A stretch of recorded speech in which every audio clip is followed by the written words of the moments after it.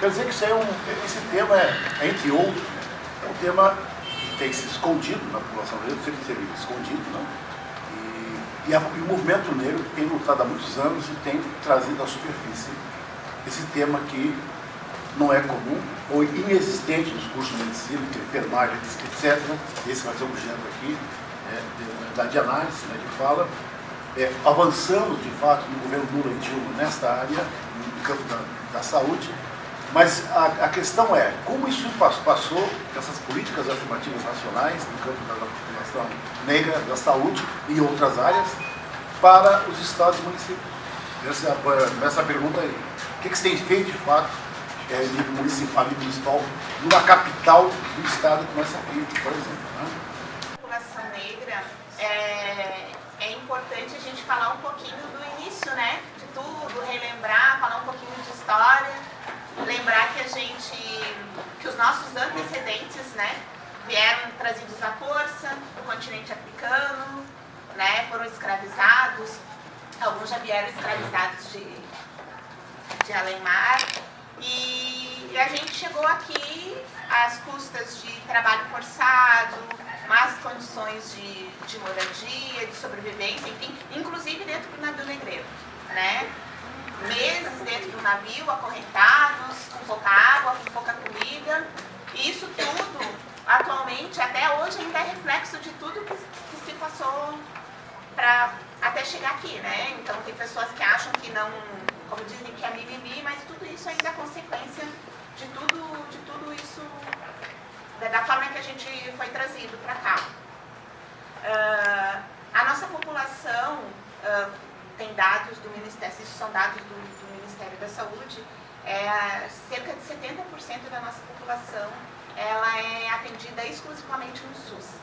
Embora a gente seja a maioria da população, segundo o censo de 2010 ainda, a gente é a maioria da população, a população negra. Essa população é composta por pessoas que se autodeclaram pretas e pardas, né? Então precisa dessa autodeclaração, e 80%, em torno de 70% dessa população é usuária do Sistema Único de Saúde. Né? Foi criada em 2010, agora estou dando um público, mas assim, em 2010, 2009, teve uma portaria, a partir de 2009 se instituiu a Política Nacional de Saúde Integral para a População Negra.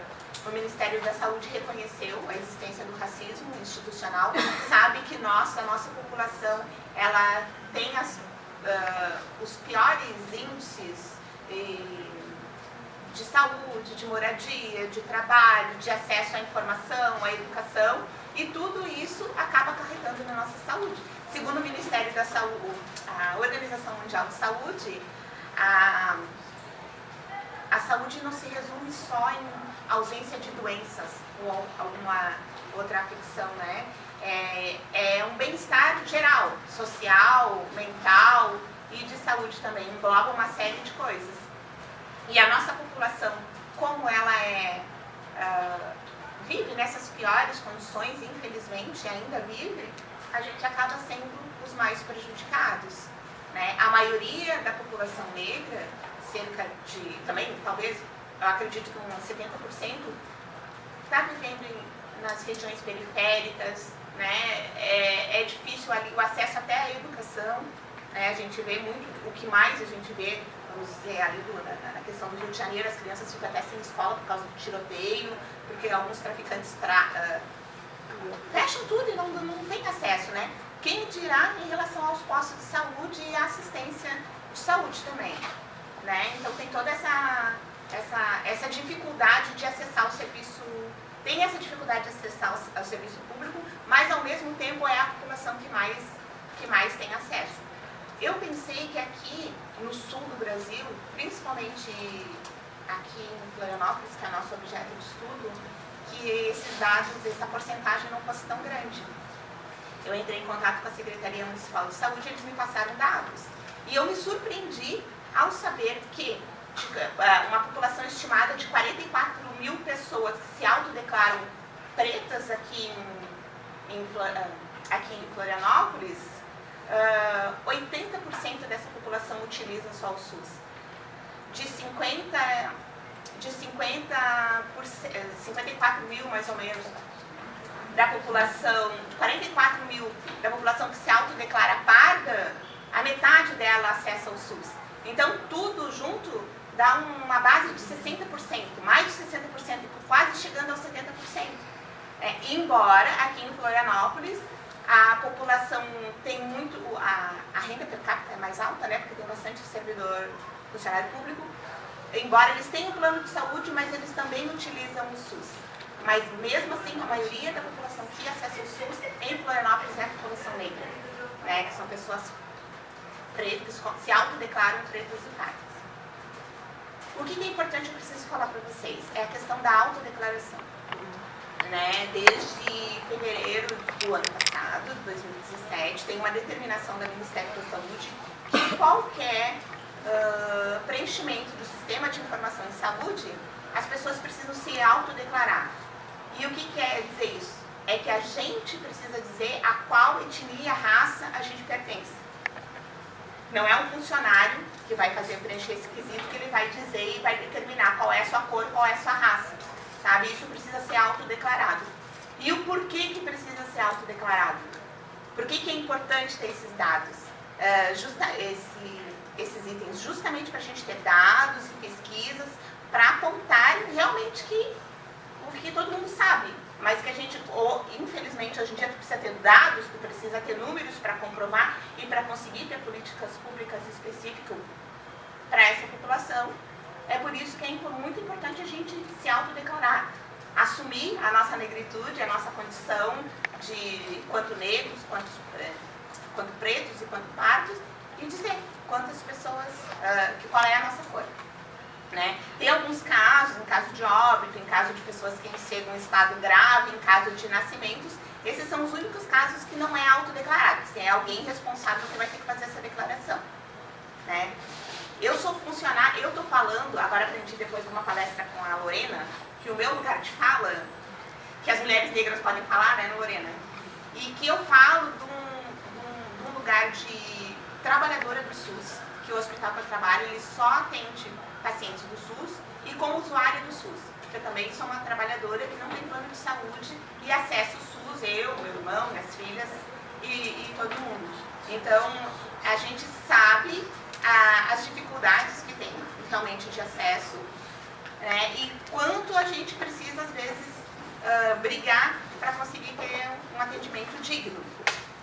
Tem dados do Ministério da Saúde que falam que o paciente negro ele é menos tocado, ele é menos avaliado pelo profissional de medicina, mesmo tendo as mesmas queixas, a mesma patologia, os mesmos sintomas, o tempo, alguém foi lá e cronometrou que o tempo dessa pessoa negra dentro do consultório é muito menor do que a pessoa branca, ou, como queiro, da pessoa não negra, né?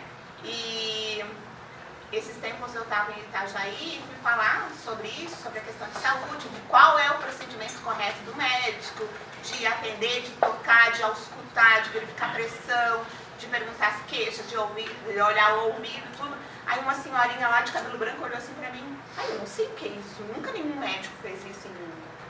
Né? Então é uma coisa que não é achismos, são dados e são realidades, infelizmente, né? E às vezes mesmo a gente tendo ideia do que a gente precisa, mesmo às vezes tu sendo um profissional da área da saúde, tu às vezes não tem um atendimento correto, devido e o olhar que precisa. E não tanto do médico, às vezes eu vejo o profissional da enfermagem que vai fazer a triagem, tu não tem um cuidado específico, né? E tem muitas, como é que a gente diz? Não é achismos, é outro termo que se usa, por exemplo, assim, que a pessoa negra vai para o consultório e o médico já deduz o que ela tem. Às vezes eles falam assim, nem olhou para minha cara, eu comecei a falar e ele já foi prescrevendo a medicação. Aconteceu com meu irmão. Foi no médico, no posto de saúde, e ele disse que entrou, não ficou 3 minutos dentro do consultório, e ele já saiu com medicação para pressão, antidepressivo, e só faltou dar o remédio para diabetes, porque ele imaginou, né? Grande, preto, é o pacote que nos acompanha, deve ser depressivo, deve ficar com a pressão alta e a glicose deve estar lá em cima. Né? Falando isso, eu vou falar um pouquinho das doenças, na verdade, que era isso, né, que prevalecem na população negra. Tem algumas doenças que são hereditárias e genéticas e que elas têm uma prevalência bem relevante na população negra, que é a hipertensão arterial, que é a famosa pressão alta, né? E grosseiramente falando, que a pressão alta é como se fosse a pressão que uma água exerce num cano quando passa. Tem dias que a água está mais fraquinha, tem horas que tu abre a torneira e a pressão está em jato. Ela acontece cerca de 30 a 40% de quem é portador de hipertensão arterial é de causa genética e hereditária. Né? Ela tem uma taxa de morte bastante elevada como causa principal e como causa de outras consequências de outras doenças associadas a isso, né? Um dos casos que tem, por exemplo, é o que a gente chama de derrame, que é o AVC. Né? Às vezes é até comum a gente olhar uma pessoa mais afetada, assim, que eu me lembro, pessoas negras, homens geralmente também, com aquela dificuldade de caminhar, com um lado do corpo meio paralisado, com a mãozinha tortinha, com a perna arrastando, isso aí tudo em decorrência da pressão alta e que já é uma predisposição que a raça negra tem. Outra doença é a diabetes mellitus, que a gente chama de tipo 2, que é uma doença que ela ocorre na fase adulta. Ela quer dizer que a pessoa tem a quantidade de açúcar aumentada no sangue. Né? Ela não se adquire, é uma doença também que não se adquire porque come açúcar em excesso, né? Mas é uma coisa realmente que vem hereditária e vem... tem uma genética de pessoas que têm predisposição.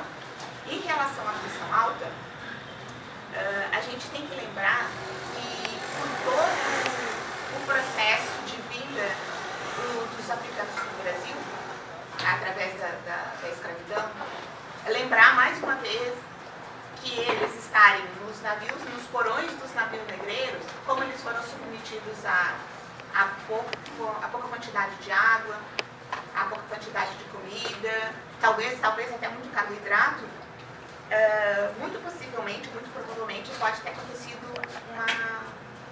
uma alteração metabólica, né?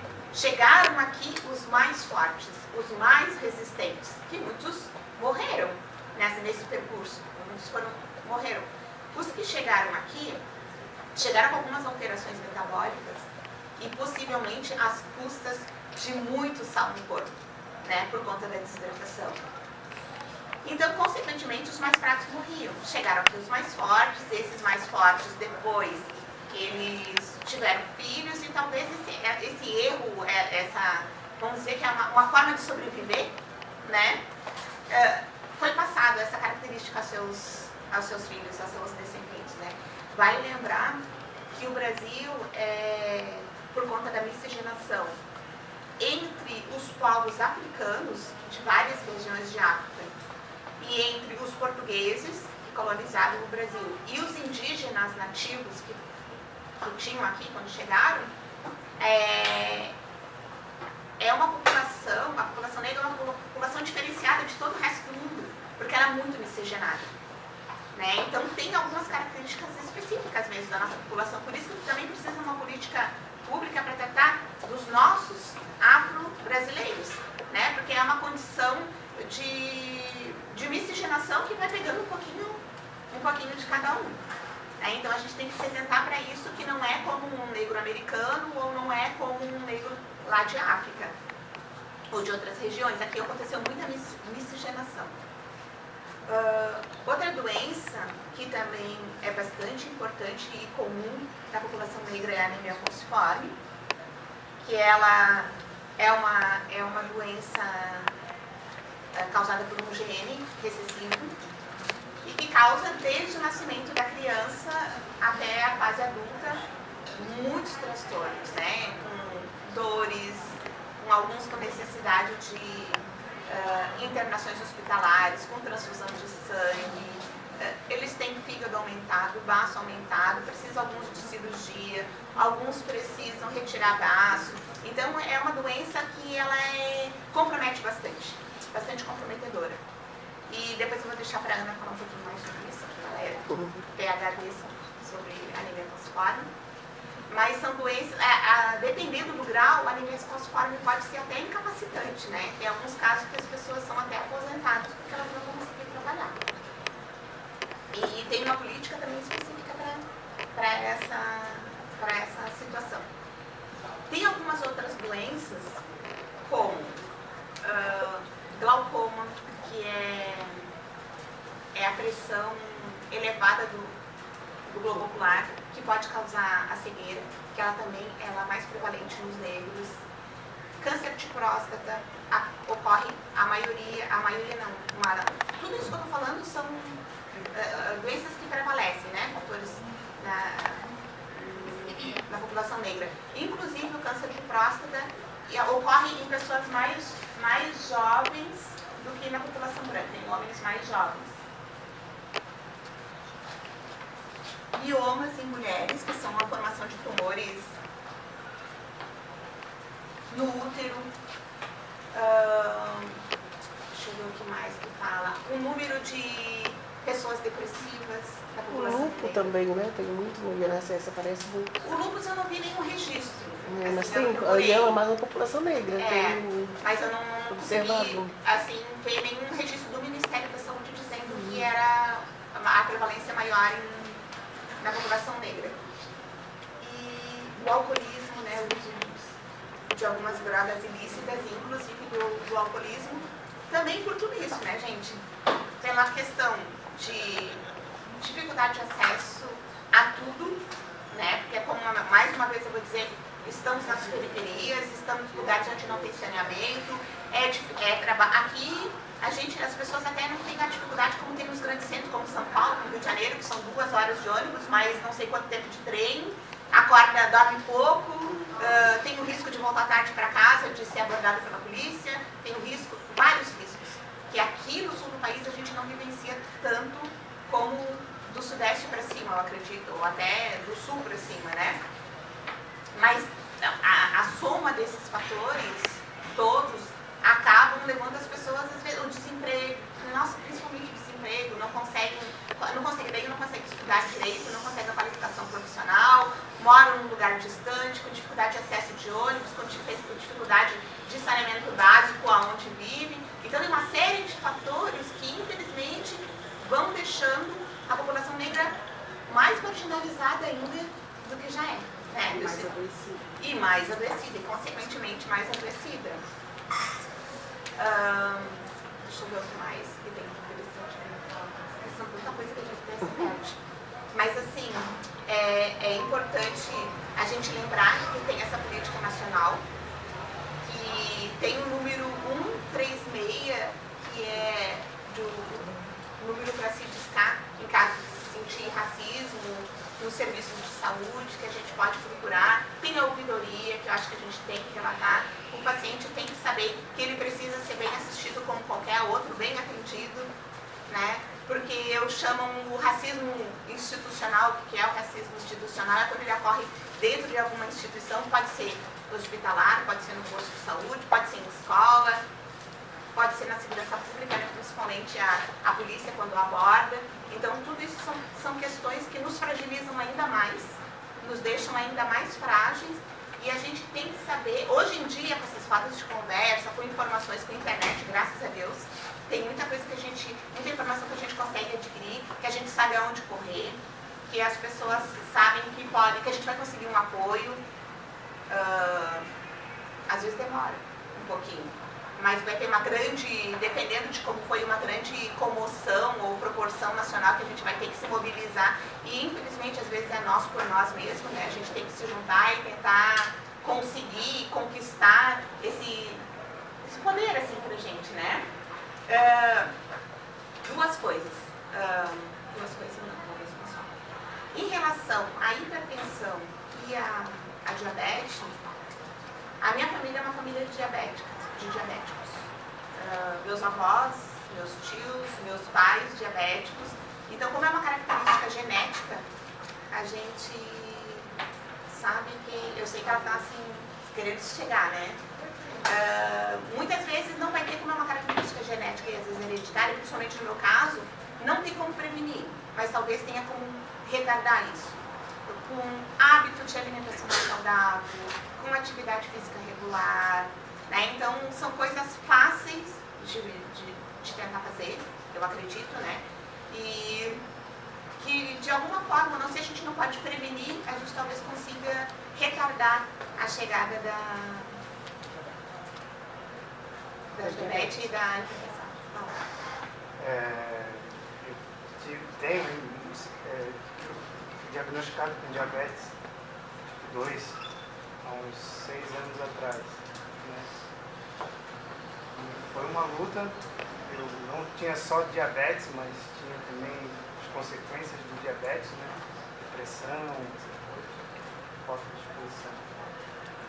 E eu consegui, não sei se reverter seria a palavra certa, mas eu entrei num estado onde não sou mais diabético, fazendo jejum. Junto com a atividade física, eu perdi quase 20 quilos. E, segundo o médico que me avaliou a última vez, falou que eu não sou mais diabético. E tu fez isso como orientação médica ou foi por conta própria? Tu chegou em algum médico quando a glicemia estava alta e teve orientação? A minha glicemia chegou a 256 e a insulina 150. Aí minha alimentação era horrível, eu comia mal, fiquei muito tempo na minha vida com meu pai desempregado, comia miojo, comia Nescau, enfim, se alimentava mal, desempregado. E aí, foi mais ou menos, você deve ter sido que eu em 2018, foi 2012, 2013, essa situação. Aí eu comecei a cortando as situações, cortando carboidrato, cortando açúcar, mas mesmo assim não resolvia. E aí de um tempo pra cá, tem mais ou menos 1 ano e meio a 2, que eu vi o jejum intermitente de um médico no YouTube. E falando que essa prática foi catalogada lá no Conselho de Medicina da Grã-Bretanha como um método para reverter totalmente o diabetes tipo 2. Esses dados eu não sei. Às vezes tem coisas meio arriscadas a gente ouvir, usar o Dr. Google, né? Mas essa informação é de um médico que tem um canal no YouTube, não é do Dr. Google. Tá? E no dia seguinte eu comecei a praticar o jejum, fazer de 16 a 18 horas. 16 a 18 horas. E aí, depois de um período de mais ou menos 1 ano, eu fiz um exame de sangue e constatou que a minha insulina baixou para 5 e o meu açúcar chegou a 120. Caiu para menos da metade. E a insulina baixou para 5. Tá. Eu só vou falar mais algumas coisinhas assim em relação à saúde que a gente tem que ter cuidado em relação à saúde da população negra em geral. É falar que a morte materna é mais alta, né? Muito mais alta nas mulheres negras, por conta, às vezes, os dados são do Ministério da Saúde, que o número de pré-natal da mulher negra não é o mesmo da mulher branca, é um indicado em torno de 6 consultas pré-natal. As mulheres negras não chegam a fazer essa consulta pré-natal. As informações que são repassadas nessas consultas também, elas não são repassadas em todas as mulheres negras. Nos primeiros 6 dias de vida, o óbito infantil é na população negra, né? Tudo isso juntando aonde o negro mora, que às vezes é um local sem saneamento. A questão do aborto na mortalidade materna também, por abortos infectados. Então a gente tem que repensar também toda essa questão de legalização do aborto, porque quem morre é a mulher preta e pobre, que não consegue ir para uma clínica. E a mulher morre de infecção pós o aborto, morre de infecção pós-parto. A criança recém-nascida morre também por infecções perinatais, depois que nasce, porque às vezes eles estão morando em locais que não tem o saneamento básico. E o mais triste ainda é a gente saber que são causas evitáveis, que elas poderiam ter sido evitadas, né? Tem a morte da nossa juventude negra também, são mortes violentas, isso aí também são dados de saúde, né? Que é o que a gente tão falado, do genocídio da juventude negra, né? Então, para a gente se atentar, quando perguntarem para a gente o porquê de uma política específica para a população negra, a gente se atentar é porque nós realmente somos mais vulneráveis, né? Nós estamos, a grande maioria da nossa população ainda vive na periferia e com dificuldade de acesso a esses serviços de saúde. Eu acho que o que eu tinha que falar para vocês era isso, meio embaralhado, mas eu acho que vocês conseguiram entender um geralzão, assim, porque a gente não vai entrar na parte fisiológica da enfermagem, que eu acho que não é isso. É só para alertar quais as doenças que mais prevalecem, né? E por que elas prevalecem, né? E que a gente tem uma política que nos abraça e que a gente tem que fazer jus isso. É muito importante, mais uma vez, lembrar para vocês que prestar atenção na hora do preenchimento da ficha lá de atendimento é um item que tem que estar presente para ter mais políticas e ter mais programas que nos abracem, que nos ajudem a melhorar essas estatísticas, né? Era isso. E eu estudo saúde da população negra desde o penúltimo ano da graduação, então tem alguns anos que eu venho lendo sobre, mas eu desenvolvi os meus primeiros trabalhos aqui em Florianópolis, e um deles, que foi publicado esse ano pela Revista Brasileira de Medicina de Família e Comunidade, é aquele título que estava ali na palestra, né, que é Saúde da População Negra, como nascem, vivem e morrem os indivíduos pretos e pardos em Florianópolis. Então é mais ou menos a fala que eu vou fazer.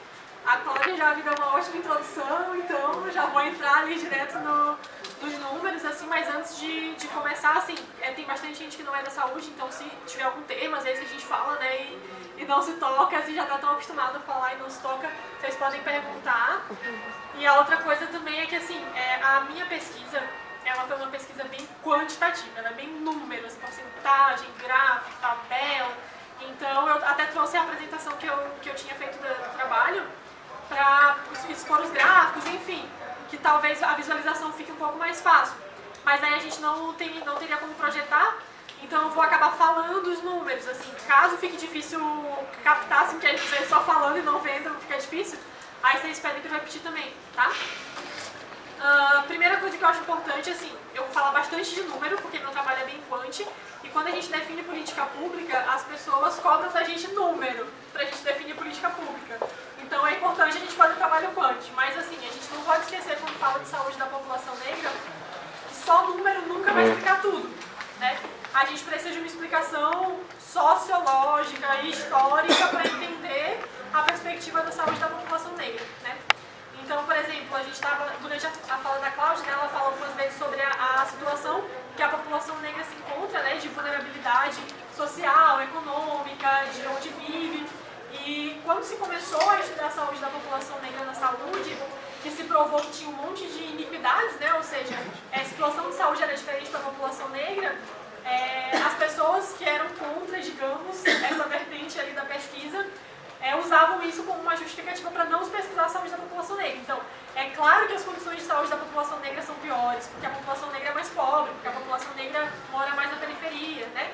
E aí se partiu para o segundo momento das pesquisas nessa área, que era vamos estratificar por a classe socioeconômica. Então, vamos estratificar os dados por a renda mensal, per capita, vamos estratificar os dados por escolaridade, por anos de estudo, e mesmo assim se viu que as diferenças continuavam, né? Tipo, você ser rico, branco ou preto é diferente, não é a mesma coisa. Você ser pobre, branco ou preto também não é a mesma coisa. Então é importante frisar isso também. Porque às vezes a gente bate muito no socioeconômico, mas é importante lembrar que acabar com iniquidade socioeconômica não acaba com iniquidade racial, né? Porque são coisas que estão muito intimamente ligadas, mas não são a mesma coisa, né? Tem alguma outra coisa que faz a saúde da população negra ser diferente da população branca, que é o racismo institucional, que é o mito da democracia racial. E para quem é da saúde, principalmente os acadêmicos, que tem vários aqui, a gente não estuda nas nossas graduações a questão da história de como a medicina foi essencial para o racismo se institucionalizar no Brasil.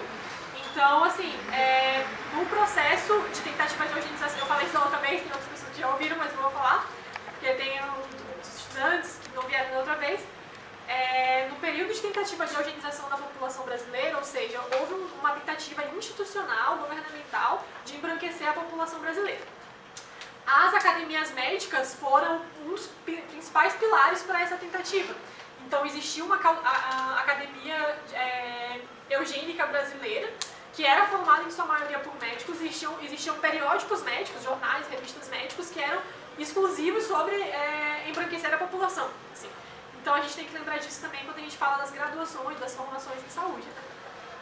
Então, assim, eu vou falar basicamente do meu trabalho, que foi feito aqui em Florianópolis. É meio número, como eu falei pra vocês, mas a gente nunca pode esquecer que não é da visão reducionista de que é só biológico, né? De que a gente não é só biológico, só genética. Tem, claro, todas as questões, né, biológicas e tudo mais, mas a gente tem que entender que muitas dessas iniquidades também, dificuldades de acesso, são por causa do racismo, né? E não por causa do gene ou do que é diferente do físico, né? Então, essa introdução a Cláudia já falou bem, vou dar uma pulada. O trabalho que eu realizei em Florianópolis tinha a intenção de ter uma cronologia de 10 anos, era de 2007 a 2016. Mas o prontuário eletrônico da prefeitura mudou nesse período, em 2010, então a gente acabou fazendo uma cronologia de 2010 a 2016. É importante falar também que a gente tem muita dificuldade na coleta dos dados, desses dados em questões raciais, porque os profissionais não preenchem corretamente, ou às vezes a pessoa que passa para o sistema de informação do DataSUS, né, do Ministério, não passa esses dados corretamente, ou não preenche, então a gente perde esses dados. Em Florianópolis tem vários dados que os últimos que a gente tem são tipo 2012, e a partir de 2012 todos estão ignorados, ou seja, a pessoa que transcreveu para o sistema não passou. Então, apesar de eu dizer que é uma cronologia de 10 anos, tem alguns dados que os últimos são de 2010 ou 2011, a gente não tem dados mais recentes que isso. Em Florianópolis, os últimos dados que tem, que são da prefeitura, a população negra de Florianópolis é em torno de 15%. Eu vou arredondar os dados, tá? Era em torno de 15%, mais ou menos 10% de pardos e 5% de pretos, né? Metade de pretos com relação aos pardos. Quanto aos usuários dos centros de saúde, os usuários de saúde da prefeitura que usam os postos de saúde da prefeitura, mais ou menos 11 a 12% dos usuários eram negros nos postos de saúde de Florianópolis, que é mais ou menos condizente com a quantidade de negros do município, né? São mais ou menos 15%, e o número de usuários é mais ou menos 11%. Os 5% postos de saúde de Florianópolis que tem maior número de usuários negras e negros, na ordem, são o Monte Cristo, que é onde eu trabalhava, o Monte Serrat, a Vila Aparecida, o Novo Continente, Morro da Caixa do Continente, e a Agronômica. São os 5 postos de saúde que tem, não estou dizendo que é a maior população, mas que é a maior quantidade de usuários que usam posto de saúde negros, são nessa ordem esses 5, né? Pode, claro. Essa questão histórica, eu sou da comunidade de Monte Serrat, então eu posso dizer que a gente na comunidade de Monte Serrat, nós somos 98% negros. Só que eu acho estranho porque a prainha, que fica abaixo do Morro do Mocotó, que o Morro do Mocotó tem quase também que 90% de negros, não está aqui. Na Praia de Sibim, me lembro, era o 6º. Assim, nota-se que realmente os dados não são fidedignos, né? Então, assim, gente, enquanto nós, população, nós não nos conscientizarmos que nós precisamos realmente que na hora da ficha seja preenchido e seja colocados os nossos dados como pretos e pardos, porque agora o negro saiu, né? Lá, se vocês forem entrar na folha do Ministério da Saúde, não existe, antigamente era brancos, negros, indígenas, amarelos e vermelhos, né? Agora ficou brancos, pretos, pardos, né? Indígenas, porque saiu vermelho, e o amarelo o asiático. Então, esses dados é importante a gente colocar. Eu falo isso porque, assim, se a gente for fazer um levantamento, se ela for fazer um estudo sobre a anemia falciforme em Florianópolis, não vou nem levar no Estado, a gente não tem dados nenhum na Secretaria do Estado, nem na Secretaria do município de Florianópolis, não existem dados. Por quê? Porque nós não colocamos os nossos dados. A gente não coloca que a gente é negra, ou que a gente é preto, ou que a gente é pardo. Então, isso é importante que a gente, enquanto população, e alguns que são aqui acadêmicos né, tanto de medicina quanto de enfermagem, quando for fazer, eu vou usar um termo bem técnico, que é história, que a gente chama de anamnese, né? Tem que chegar e realmente colocar lá na anamnese, perguntar para aquele usuário se ele é pardo, se ele é branco, se ele é negro, e colocar mesmo, porque esses dados são importantes para a política pública. A nossa política pública sobre doença da saúde da população negra em Santa Catarina ainda não existe, porque eles fazem questão de dizer que não existe negro em Santa Catarina. Infelizmente. É uma realidade nossa. E a gente não se toca nisso. Né?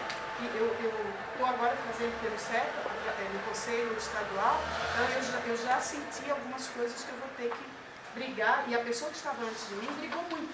Mas é assim, negro não existe. Quando a gente pede uma audiência para falar sobre a população negra, a coisa fica meio estranha. Então isso é bom que a gente coloque como morador de rua também, né? Então a gente tem que estar brigando muito sobre isso. Esse ponto eu queria tocar. Eu também estranhei esse dado não entrar na saúde da prainha, porque isso são dados, porque é pesquisa que o movimento da população de rua fez junto com o ICOL em 2016. Isso dentro da Grande Florianópolis, hoje tem 850 moradores em situação de rua. Desses, 80% é negro. E o único posto de saúde que o morador em situação de rua é atendido é o da prainha. Então acho que são dados que foi igual a colega aí colocou bem. Acho que a prefeitura, ela maqueia isso aí, ela faz aquilo que convém. Não é nem maquia, são dados que não são coletados. Mas então, elas fazem do jeito delas, acho que tem que ser. Eu acho muito interessante, hoje mesmo eu tive uma reunião agora na Secretaria do Estado, dos 10 centros pop do Estado de Santa Catarina. E lá se colocou, e estava a diretora do MDS Nacional, ela estava presente e tal, e ela trouxe lá todo o mapeamento e tal, e foi se colocado muito isso. A gente tem que se atentar que a saúde do negro é totalmente diferente do igual a doutora ali falou. A Cláudia colocou. Isso, então acho que está na hora, acho que a gente precisa se cobrar mais do poder público, né, até mesmo dentro dos movimentos sociais. Acho que a gente precisa se cobrar mais isso. E a gente precisa ter o nosso devido valor reconhecido. E não é. A gente só é reconhecido da forma que não se deve. Né? Aí número, por que números maiores em um lugar e no outro? Então vamos fazer um trabalho legal, vamos fazer um diferenciado. Vamos ver como que se pode chegar. E é alarmante, porque o movimento ele sempre tem batido nessa tecla, né, da população negra. Porque não é ouvido, é tratado igual ao outro. E é marginalizado muitas vezes. Sempre se deixado do lado. Ou a primeira doutrina, não, por que tem que ser diferente? Não é que tem que ser diferente. É saúde, é direito. Não é que a gente quer. É um direito que a gente tem e tem que ser feito. Não está pedindo favor, não está pedindo caridade, não está pedindo nada. É direito. Né?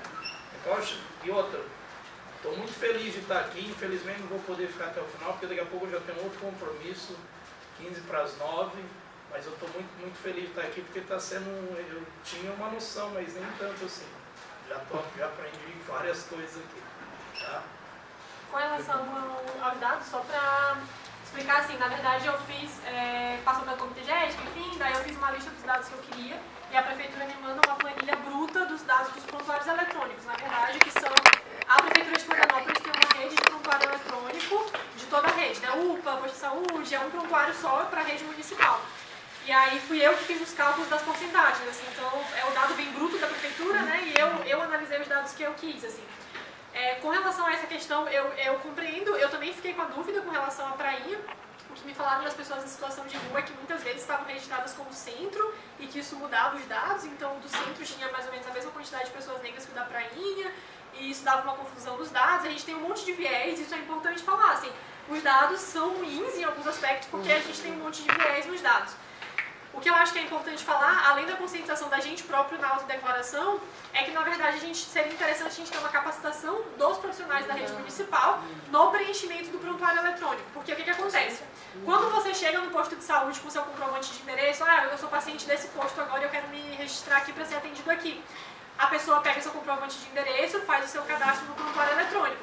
Ela quase nunca, esse funcionário pergunta para a pessoa qual que é, né? E o prontuário eletrônico da prefeitura, pelo que me disseram, ele tem um viés que se você não preencher, ele fica automaticamente branco.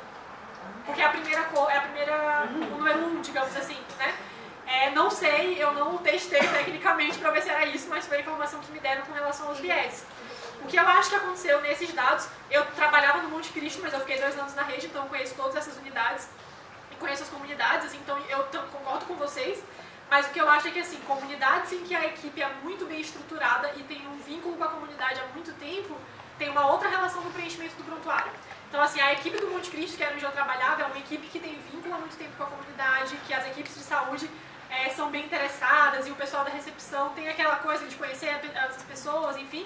Então, eu acho que o preenchimento talvez seja mais fidedigno, digamos, na hora de fazer a ficha das pessoas, ou alguma coisa, um viés do tipo de vínculo com a comunidade mesmo, sabe? Então, isso que eu falei, né? Viés vai ter, então, inclusive porque alguns dados que eu usei são do IBGE, que são com base na autodeclaração, e outros dados são do prontuário eletrônico da prefeitura. Uma coisa, bem rapidinho, para não perder o gancho, que eu acho que era bem interessante da gente fazer, de conseguir resolver, uma forma de tentar conseguir resolver isso, é bloquear, assim como a gente vai preencher alguns dados em algum lugar, ser obrigatório. A partir do momento que esse dado for obrigatório, e se ele não preencher, ele não vai conseguir preencher o resto. Eu acho que na prefeitura de Itajaí já estão tentando fazer isso, e seria muito interessante aqui, tu preenche o nome, data, e é obrigatório tu preencher a cor, raça que a pessoa pertence, né, com a autodeclaração. Se tu não preencher aquele dado, tu não vai conseguir preencher o resto. Então eu acredito que bloqueando isso, não sei nem qual é a palavra que usa, né, tu vai conseguir ter dados mais... A gente espera, né? Porque na verdade hoje tem com a portaria que exige a autodeclaração. Então isso a gente pode começar a exigir da parte da Secretaria de Saúde, tanto estadual quanto municipal, que tem isso bloqueado. Porque não é só o município que tem hoje com prontuário eletrônico, né? Hoje a gente tem São José, tem Palhoça não tem. São José, Florianópolis, tem a Secretaria do Estado, então isso eu acho que a gente tem que realmente exigir para a gente conseguir ter dados fiéis, assim, né? ó, eu trabalho no INSS e essa realidade a gente vivencia todos os dias, né? Eu trabalho com o público também e o que a gente... Hoje tem o E-Social, ele é obrigatório, inclusive deve estar indo para a rede de saúde, porque na realidade lá quando você preenche, ele bloqueia. Se ele chega no INSS, se a Claudinha trabalha numa empresa, se os dados cadastrais dela não estiver corretos, eles não conseguem emitir, né, a folha dela de pagamento, seja FGTS, todos os ganhos, né, hoje obrigatório, ela não consegue passar, porque a empresa, não estou falando ela quanto pessoa física, mas a empresa não consegue passar para frente porque ela não está com o E-Social dela completo. Então, hoje, existem vários números de inscrições, né? A gente chama de NIT ou número do PIS/PASEP. Hoje, no município, pela questão do cartão, né, do cidadão, ou seja, né, o Bolsa Família, tudo isso está ligado a um número. Esse número agora ele é obrigado a ter um só. Né? Muitas vezes eles vão lá para a gente para poder fazer o preenchimento e lá tem. Né? Daí tem a questão da raça, né? Aí branco, pardo, aí é preto, não tem mais o negro, né? E nós não temos o amarelo. Aí lá tem preto, deixa eu ver qual é o outro. Tem o indígena, né? Então, assim, então é obrigado a preencher. Se não preencher ali, o sistema não deixa passar. Né? Hoje, para você fazer hoje no meu INSS, é obrigado a estar com o cadastro certinho. Todas essas pessoas que ela vai lá no SUS, ela vai para o INSS. Então esbarra, né, na questão do cadastro, muitas vezes, porque ele não está com o cadastro correto e ele hoje não consegue fazer absolutamente nada. Ele não consegue consultar, ele não consegue fazer a sua consulta, né, para ver como está o benefício, não sei o quê. E, infelizmente, então, esse público também é que vai para o INSS. Nós temos a questão do serviço social. Também hoje está tudo obrigatório, né? Então é uma questão assim muito, muito séria mesmo. Então essa questão, né, eu acho que tem que ser uma rede interligada, porque senão não vai realmente funcionar. Então para te ver que os dados ele realmente, né, implica em toda a vida funcional do trabalhador, seja aquele que está desempregado ou aquele que está empregado. Essa obrigatoriedade é o CAD único que chama, né? Eu tenho o CAD único, não. O CAD único ele é obrigatório hoje para o serviço social. Se ele não tiver no CAD único, hoje o benefício dele vai ser cessado. Né? Olha só, assim, é uma coisa que ela implica em muitas coisas. E se ele hoje não tiver o cartão do SUS, né, que é esse que recebe o Bolsa Família e recebe o LOAS, né, seja ele um portador de uma doença ou o idoso, né? Que é o B87 e o B88, que a gente trabalha muito com isso. Então, na realidade, ele também está ligado à questão da rede, né, de saúde também. Mas assim, eu também queria enfatizar, porque como eu sou meio como a Cláudia, meio dinossauro em questão da área da saúde, que a gente já está em mais de 20 anos, quando a gente fez a nossa universidade, a gente já não tinha a questão mesmo de doenças, em questão do negro, em questão do... Era mais realmente a doença de forma geral que a gente atendia mais brancos do que negros. A questão dos dados, né, eu não sei se tu estudou isso, mas se a gente vê historicamente, antigamente não tinha a importância de colocar se era preto, pardo, branco. Então, para quem trabalha, se não tem realmente, tu tem toda a razão, tem que ser feito um aperfeiçoamento com o pessoal que trabalha para eles poderem ter esses dados. Por isso que muitos dados são deixados de lado, né? Porque a gente não era necessário. E hoje, para as pessoas entenderem que esse dado é necessário, é um pouco difícil. Mesmo quem está entrando hoje na questão né, da área da saúde, as pessoas acabam pensando que não há necessidade desse dado, porque não vai ser importante. Mas quando a gente vai ver lá para chegar à questão de políticas públicas, é onde esbarra os dados. Mas e é onde a gente não tem. Na rede particular também, eu trabalhei 6 anos no Não Hospital tem de Olhos. né? Eles tinham até no sistema que a gente Mas não é implantou, usado. colocaram, aí depois do pessoal falar, eles tiraram. E não colocaram mais. Não por tem? isso, então não tem esses dados. Então, por isso que a gente não tem nenhum dado. Por isso quando eu digo assim, ó, Santa Catarina, o pessoal acha que não existem negros, porque se a gente for procurar os dados, né, quando a gente teve muita dificuldade em algumas coisas, a gente não consegue encontrar dados específicos realmente da população negra. Se tu precisa de, eu quero saber quantas pessoas entrou em óbito por AVC, entre aspas, que é uma doença consequência de uma hipertensão. Você não encontra específico. Tanto branco, tanto negros, tantos pardos, tantos indígenas. Que acho que vão estar ofendendo, perguntando qual é a raça da pessoa. É tudo uma questão de educação, eu vou ratificar assim, o que eu disse, né? Eu não sei, eu entendo a questão da obrigatoriedade do sistema, em teoria já é obrigatório, ele fica no automático no número 1, então não adianta muita coisa. Então acho que a parte técnica do programa, como funciona o prontuário, que também é uma dificuldade, porque a prefeitura acabou de adquirir um novo prontuário, vai mudar o sistema de prontuário da prefeitura, né? Desde o ano passado, os profissionais estão em treinamento com o novo prontuário da rede municipal. Mas eu acho que a formação dos recursos humanos na saúde é mais importante do que o prontuário. Sim. Porque não adianta você ter o dado lá que é obrigatório, que a pessoa vai botar a primeira coisa que for mais fácil ela clicar e vai passar para o próximo, se ela não souber a importância. Assim. Então, por isso que eu reforço que a formação das pessoas acaba sendo mais importante. Assim. Mas, enfim, com relação, isso era mais com relação aos postos de saúde, assim, que era o meu foco, né? Foi onde eu realizei o trabalho. Mas eu também pedi dados do CAPS, porque a gente sabe da associação entre a questão do racismo, dos impactos do racismo na saúde mental e os transtornos mentais, entre aspas, consequentes disso, né? Então, com relação aos dados do CAPS, a gente tinha uma proporção desses 11% de negros nos postos de saúde, e no CAPS essa proporção chegava a 22%, que era o dobro da do posto de saúde. No CAPS, álcool e drogas, a proporção de negros era 22%, por exemplo. E uma coisa que chamou a atenção nos dados do CAPS é que, para a população geral de Florianópolis, a população parda é o dobro da preta. No CAPS, a população preta superava a população parda. Né? Não dá pra gente determinar causalidade, porque eu não fiz teste estatístico para isso. Mas tem várias teorias, né, que a gente pode levantar da psicologia, da antropologia, sobre a questão do fenótipo mesmo, né? Das características negras mais acentuadas da pessoa preta, a cor da pele, os traços, enfim. E o impacto do racismo ser maior nessa pessoa, ela sofrer mais os impactos do racismo do que uma pessoa com a pele mais clara, a questão da passibilidade social, de ser mais aceito, né, culturalmente, socialmente, quando você tem menos as características fenotípicas negras, né. Com relação básicos de alfabetização, enfim, são de 2010 por causa do censo, né? O último ano censitado foi 2010.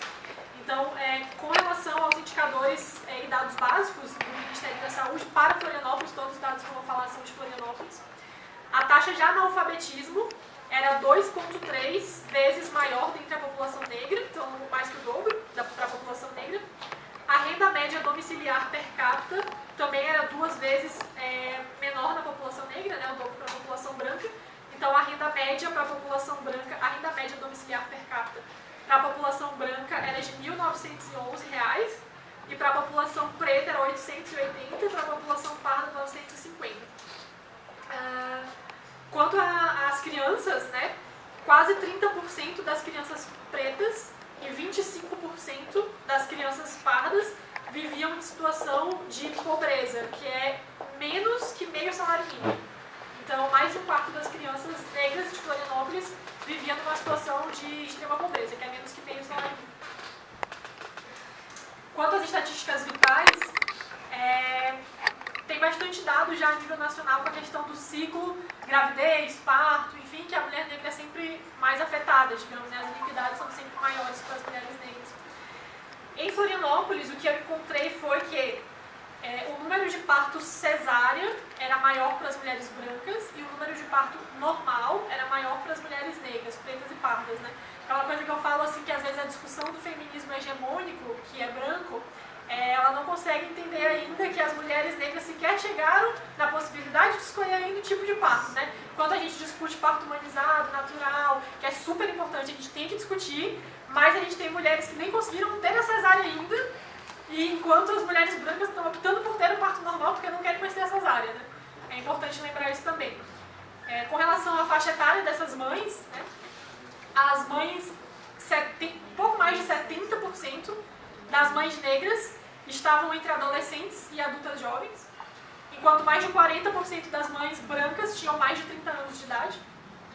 A taxa de mães de 10 a 14 anos de idade, ou seja, crianças, entre pretos, é 6,4 vezes maior do que entre brancos. Com relação ao número de consultas pré-natal, que também é um dado nacional bem conhecido, que a Cláudia falou, né? Aqui em Florianópolis a gente não tinha dados com relação a isso, mas a gente tem no Paraná, por exemplo, no Rio Grande do Sul, mas não tinha em Florianópolis. Então, o que eu achei foi que os últimos dados são de 2011, porque todos os anos seguintes estava a raça cor ignorada. Mas, segundo os últimos dados, o número de mulheres com nenhuma consulta pré-natal é 3 vezes maior entre pardas em comparação com brancas. Mais de 70% dos nascidos brancos tinham 7 ou mais consultas pré-natal e menos da metade dos pardos tinha 7 ou mais consultas pré-natal. Com relação ao número de anos de estudo, né, de escolaridade dessas mães, 45% das mães de nascidos brancos tinham 12 ou mais anos de estudo. E 36% das mães de nascidos pretos tinham entre 4 e 7 anos de estudo. Tem um dado que é um pouquinho difícil de explicar, assim, sem o gráfico, eu vou tentar explicar, mas tem um indicador em saúde que se chama anos potenciais de vida perdida. O que isso quer dizer? Morte que encurta a vida, né? Então, qualquer morte que torna a vida mais curta é uma morte APVP, ou seja, anos potenciais que foram perdidos da vida daquela pessoa. De 2010 a 2016, que foi a minha cronologia, aqui em Florianópolis, para cada morte que encurtou a vida na população branca, essas pessoas perderam, em média, 8 anos de vida. Digamos que a vida delas foi encurtada em 8 anos. As pessoas pardas tiveram sua vida encurtada em 22,8 anos. E isso é uma cronologia de 2010 a 2016, né? São 7 anos. Isso porque tu não conseguiu dados da população preta, né? Tenho dados da população preta. Para a população preta era 13 anos. Para a população branca, 8. E aí, ainda dentro dessas causas de mortalidade que encurtam a vida, ou seja, causas de óbitos por causas que encurtam a vida, a gente classificou quais são as principais causas que encurtam a vida na população branca, preta e parda. Então, nesses 7 anos, de 2010 a 2016, em todos os anos, a primeira causa que encurtou a vida dos brancos foi ou doença cardiovascular, doença cerebrovascular, tipo AVC, né, derrame, ou doença isquêmica do coração, que é o infarto, ou câncer. Então, as pessoas brancas que tiveram sua vida encurtada foi por causas, foi por doenças. Elas tiveram doenças que encurtaram a vida delas. Na população preta e parda, ou seja, na população negra, em todos os anos de estudo, homicídios ou AIDS foram a primeira, segunda ou terceira causa. Em todos os anos apareceu para a população preta e parda como primeira, segunda ou terceira causa de óbito que encurta a vida, AIDS ou homicídios. Ou seja, vulnerabilidade e violência, né? Mortes por causas externas, que não são efetivamente doenças. Né? Uma coisa que chama atenção também é que morte perinatal, ou seja, mortes que têm a ver com o ciclo da gravidez, do parto, do pós-parto, só aparecem para mulheres pretas e pardas, não aparecem em nenhum desses anos para mulheres brancas. E em 2016, suicídio aparece como a terceira causa de óbito que encurta a vida para a população parda no município de Florianópolis. É a primeira vez que o suicídio aparece nessa tabela como óbito que encurta a vida e aparece para a população parda como terceira causa de óbito no ano retrasado, no ano anterior que eu fiz o estudo. Quanto às estatísticas epidemiológicas, também foi bem difícil coletar os dados. O sistema de dados em HIV/AIDS estava em manutenção durante todo o período da minha pesquisa. Então, assim, os dados, resumindo, quando a gente pega, por exemplo, sífilis e GST, que são doenças que teriam um controle, teoricamente, não diria que simples, mas tem cura, né? Mas continuam sendo problemas de saúde pública no Brasil. Tem taxas bem maiores na população negra do que na população branca, né? E com relação às pesquisas e inquéritos, a Pesquisa Nacional de Saúde de 2013 tem alguns dados também que divide por raça e por cor. Então, a maioria da população branca de Florianópolis dizia que tinha plano privado de saúde e que referia a clínica particular como local de primeiro atendimento quando precisava de um atendimento. Na população negra, a minoria tinha plano privado de saúde e a maioria referia a unidade básica de saúde, o posto de saúde, como seu local de primeiro atendimento. Que também justifica a gente estudar isso dentro da Secretaria de Saúde. Então, só para discutir um pouco os dados, como eu tinha falado no começo, né, a diferença socioeconômica ela não justifica a discrepância em saúde por si só. A questão dos partos normais, falei um pouquinho também, mas também tem a ver com a questão de a mulher branca ter mais acesso ao plano privado, né, e no privado é bem mais comum se fazer cesárea, mesmo sem indicação, do que no público. Com relação aos dados desse ciclo da gravidez, do parto e do puerpério, eu acho sempre importante falar da questão biológica também. Assim, a gente leva muito a mulher negra ela tem mais pré-eclâmpsia, né, que é a pressão alta na gravidez. É verdade, tem dados que mostram que sim. Mas eu sinceramente tenho dúvida se o maior número de mortes é porque a gente tem mais pressão alta na gravidez ou se é porque o nosso pré-natal é mais negligenciado. Entende? Eu acho que as questões de acesso e de qualidade de assistência talvez reflitam mais a nossa saúde enquanto mulher negra do que as questões biológicas do nosso corpo, das doenças que a gente tem mais, sabe? Talvez a assistência em si, qual que é o procedimento, a consulta em si, a aferição da pressão durante a consulta, ou quando essa mulher chega à maternidade para ter o bebê, qual que é o protocolo de atendimento, de aferir a pressão dela de tanto em tanto tempo. Isso é zero hora, né? Já na analgesia, principalmente, né? Que tem essa cultura de que a mulher negra suporta que o negro suporta mais a dor. Sim. Então, de não ser medicada. E uma violência que se sofre, a violência obstétrica, que às vezes, assim como o racismo, tem muita gente que acha que nunca sofreu. Mas é porque não tem noção do que é o racismo e não tem noção do que sofreu. Eu falo isso porque esses dias, ouvindo uma palestra, que eu me dei por conta que eu sofri violência obstétrica. Porque eu fui ter minhas duas filhas, são gêmeas, eu tive uma diferença de meia hora do parto de uma para outra, eu quase fui para cesárea e em nenhum momento eu recebi analgesia. Além disso, a forma anatômica da mulher, né? Porque a mulher negra tem a questão do quadril mais largo, do processo. Então, a gente sabe, e a gente ouve às vezes, mesmo hoje em dia, mais atualmente, mesmo indo para trabalho de parto, as mulheres ainda recebem alguma analgesia, alguma medicaçãozinha para dor, alguma coisa para relaxar, né? Claro que isso foi há 22 anos atrás, praticamente. Mas mesmo assim, daí começa a se dar por conta das coisas que aconteceram e, né, de não receber. E que ainda não recebem, né? E que aí muitas ainda não recebem. E tem muito a ver com a questão das formações mesmo dentro da saúde e da questão do racismo institucional, assim, porque quantos profissionais que a gente conhece que são pessoas incríveis, responsáveis e às vezes praticam de alguma forma um ato que não pensam sobre, não percebem, né? A gente mesmo, às vezes, por exemplo, que se auto-intitula feminista, às vezes pensa uma coisa e pensa, mas acho que isso que eu pensei foi machista, assim, né? Porque a gente está numa sociedade que reproduz isso. Então, mesmo que a gente tem que ficar se policiando o tempo todo e repensando as nossas ações, as nossas atitudes no nosso ambiente de trabalho, no nosso dia a dia, porque a gente vive numa sociedade que é machista, que é racista. Então, isso se reflete na nossa vida, né? Então, a gente tem que estar sempre pensando nisso, enquanto profissional da saúde, principalmente. E tem um trabalho bem interessante, que foi um dos primeiros trabalhos assim, importantes com relação a quais são as causas de óbito na população negra, que é um trabalho que foi feito em São Paulo, pelo Luiz Eduardo Batista, que é um trabalho de 2004, que ele chega a essa conclusão que os óbitos que encurtam a vida na população negra, ele fala que são causas de óbito estranhas e não repugnantes, né? Porque são causas de óbito que são evitáveis, se a gente parar para pensar, né? E aí ele termina o artigo dele com uma frase que é: a morte negra é uma vida desfeita e não um fim de vida. É uma morte matada e não morrida, digamos assim, né? Tem algumas, só para discutir algumas questões assim que eu falo também, né? Não dá, como eu sempre digo, não dá.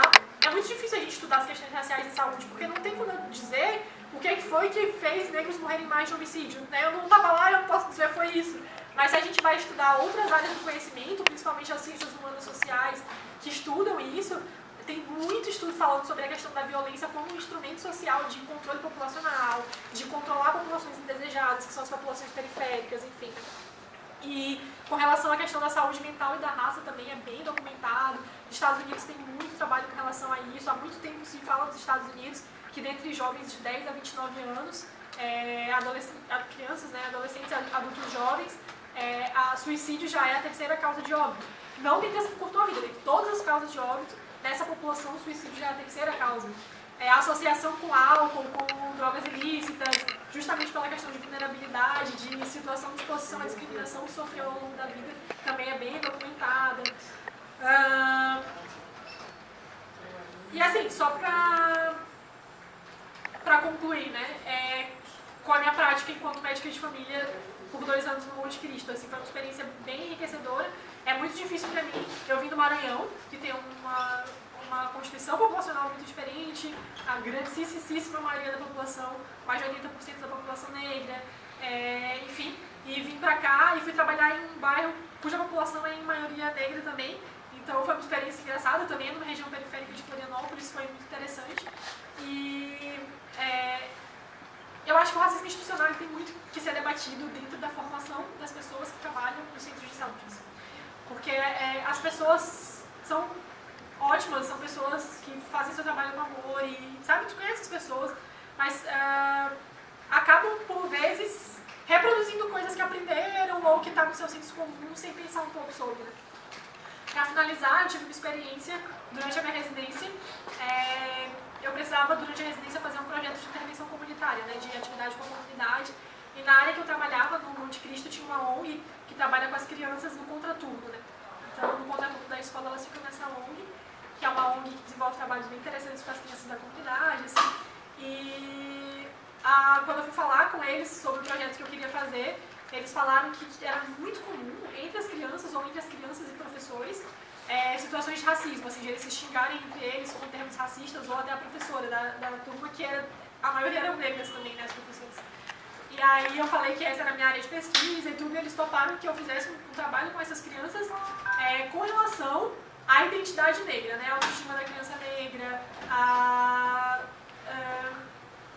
trabalhar um pouco essa questão da diferença, entre aspas, na sala de aula, por mais que muita gente não consiga entender o que isso tem a ver com saúde, né, pra mim era muito claro, assim, eu tinha muita queixa de criança que estava apresentando problemas no comportamento e que todo mundo já disse que é TDAH, que é transtorno de hiperatividade, que a criança tá, sei lá, o quê.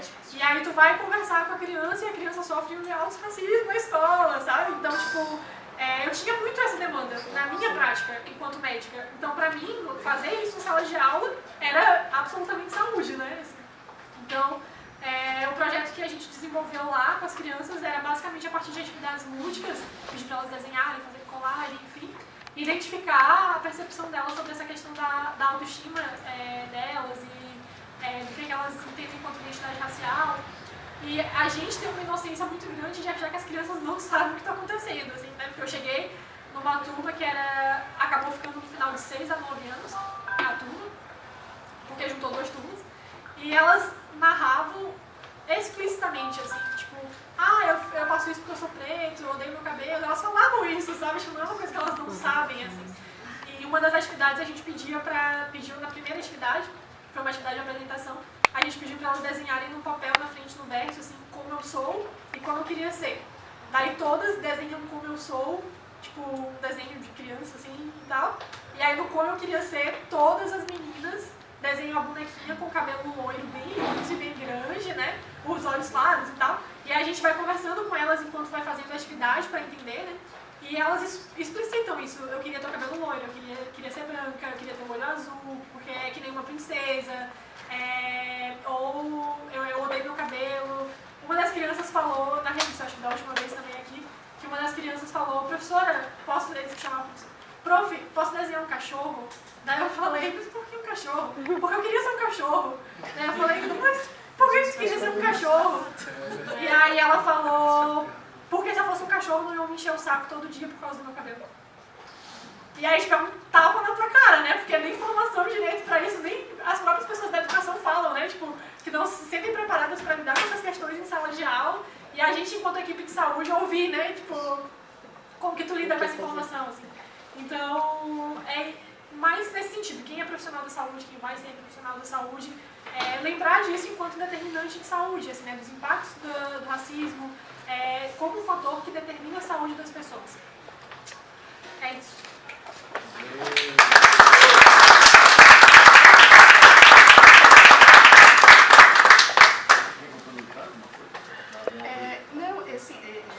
Até vou aproveitar assim, eu não conhecia esse teu trabalho, foi super interessante. A gente está tendo alguns problemas quando a Jerusa fala que nós temos algumas leis aqui, tanto no município de Florianópolis quanto no município de São José, sobre a questão da anemia falciforme. Infelizmente ainda a gente está com muito atraso, a gente não consegue, né?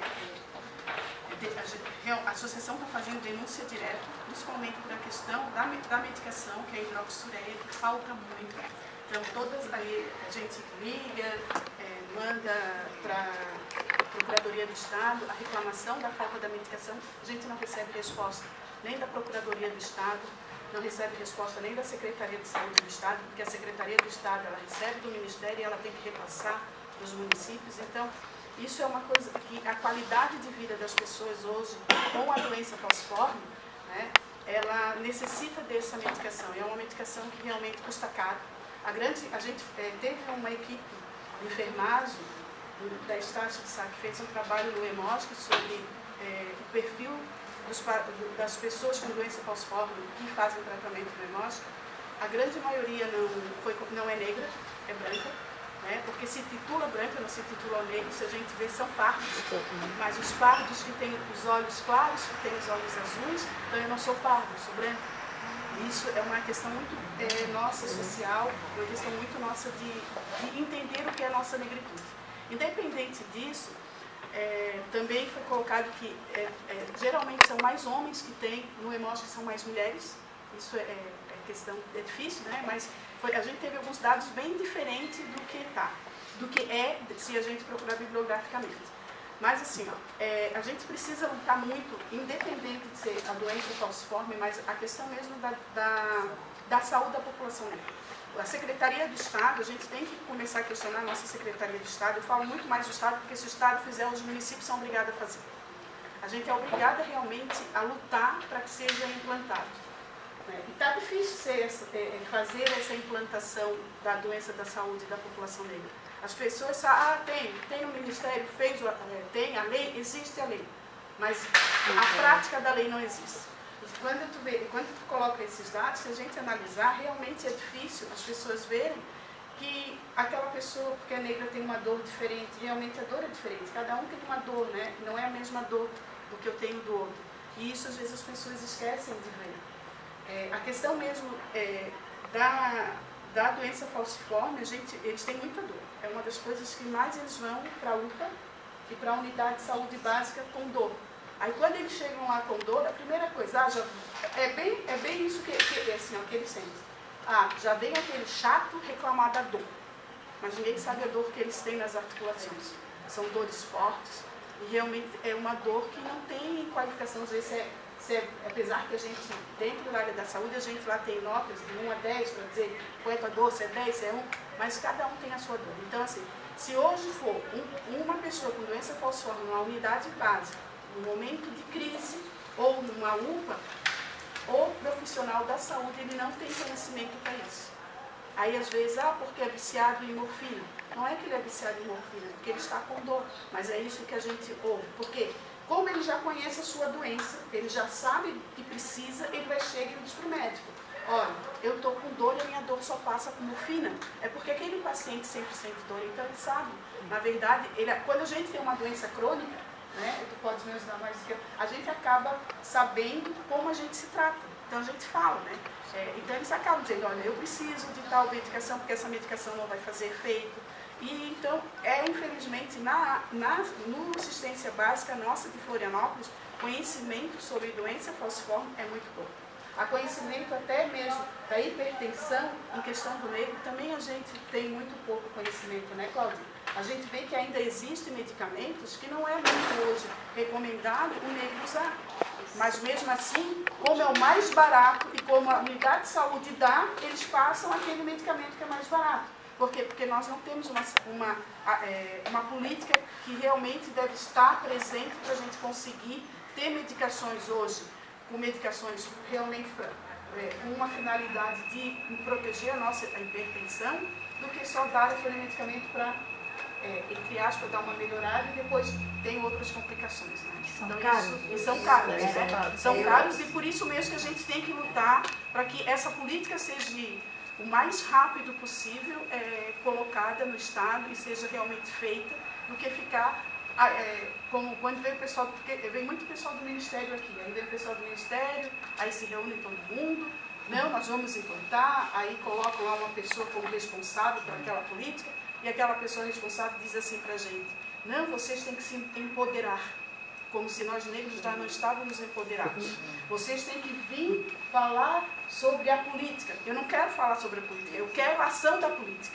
Então é isso que a gente tem que começar a questionar mesmo, né? A questionar, a querer e pedir para que seja feito isso. Eu posso fazer uma intervenção?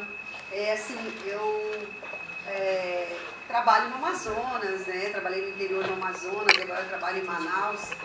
E já há alguns anos, né, acho que foi no ano passado, justamente foi aprovado no estado do Amazonas um programa de saúde da população negra, porque isso o que vocês falaram, né, leva em conta a formação do pessoal, as demandas específicas da saúde da população negra. Então, é um programa que ele dá conta dos vários viés da saúde da população negra. Então, lá que se conseguiu, porque no Amazonas, eu digo assim que o Amazonas e Santa Catarina, eles têm similaridades, né? Porque são dois estados, por exemplo, equivocadamente no sul, no estado de Santa Catarina só se diz que só tem população branca. E no Amazonas, por outro lado, só se diz que tem população indígena. Mas tem população negra, tem quilombo, tem terreiro, tem capoeira, tem tudo que os outros, assim como em Santa Catarina. Então, e por pressão assim, do movimento negro, da articulação, foi então aprovado um plano de saúde no estado do Amazonas, saúde da população negra, que vai tratar de toda essa política que envolve, que eu não sei se aqui em Santa Catarina, pelo que eu estava dizendo, não tem. Então, acho assim que o Amazonas está dando, né, um exemplo assim de como pensar e tratar a saúde da população negra, né? Já foi aprovado já ano passado, já uns 2 anos atrás.